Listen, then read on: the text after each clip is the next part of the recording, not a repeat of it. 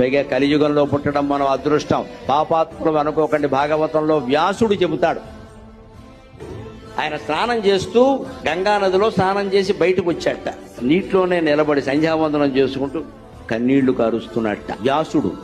నారదుడు వచ్చి, మహర్షి వేదాలు విభజన చేశావు, భారతం రచించావు, భాగవతం రచించాలంటున్నావు, ఏడుస్తున్నావేమిటయ్యా అన్నట్ట. ద్వాపరయుగంలో పుట్టాను, దురదృష్టవంతుణ్ణి. కలియుగంలో పుడితే బాగుండేది. అదేమిటి అలా మాట్లాడుతున్నావు? కలియుగం అంటే పాపం అంటే లేదయ్యా. కృతయుగంలో తపస్సు చేస్తే కానీ మోక్షం లేదు, త్రేతాయుగంలో యజ్ఞం చేస్తే కానీ మోక్షం లేదు, ద్వాపర యుగంలో దానం చేస్తే గాని మోక్షం లేదు. కేవలం భగవన్నామస్మరణతో మోక్షం పొందగలిగే అదృష్టం కలికాలంలో పుట్టిన మనకి. మనని కాపాడగలిగేది భగవన్నామం ఒకటేనమ్మా, వేరే ఏమీ లేదు ఇక్కడ, వేరే ఏమీ లేదు. పైగా